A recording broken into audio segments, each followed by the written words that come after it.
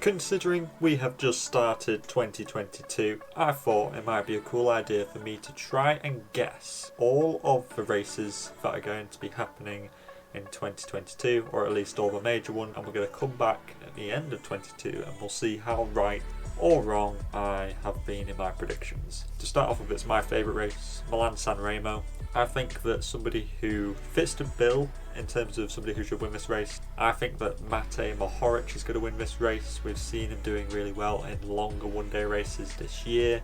If he pulls off an attack kind of like what Stuyven did, where if he went solo, all it would take is Mohoric, who is incredibly fast on the descents, to, if he had somebody slightly slower behind him on the descent, he could definitely get away and do a solo attack. I'm not sure if he'd win from a sprint, more than likely, because Wout van Aert or Caleb Ewan or Mathieu van der Poel would be there, but I think that a solo attack from Mohoric could definitely stick. Ronde van Vlaanderen, I think that it's not a very exciting pick, but I think that Mathieu van der Poel is going to win it for the second time. He won it 2 years ago and then he came second this year, so I think that his history in this race is really strong, and I think that he's going to be there again.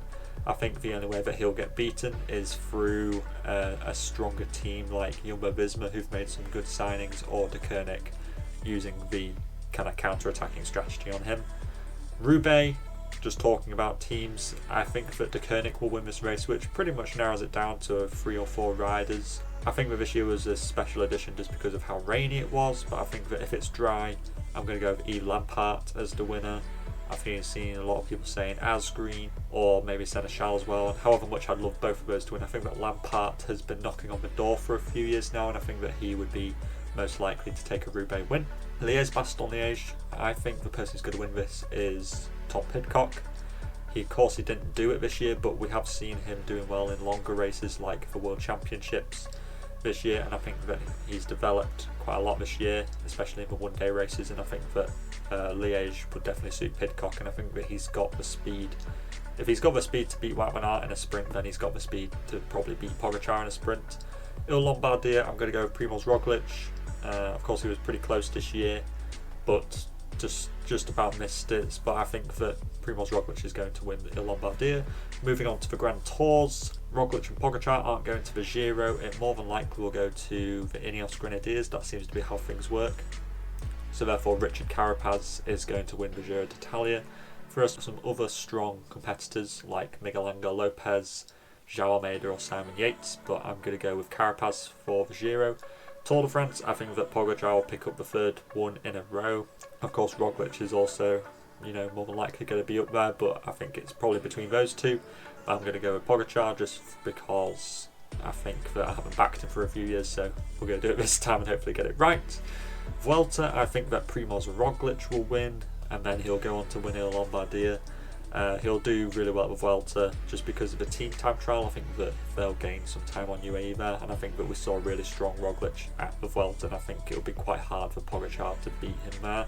World Champs Road Race, of course I haven't seen exactly what the route looks like, but it's going to contain quite a bit of climbing and probably be some kind of flat finish, and for me I'm going to go with Wout van Aert for the victory. Again, not particularly exciting. You could pick a lot of people for this race. I think it's going to suit a lot of punchers.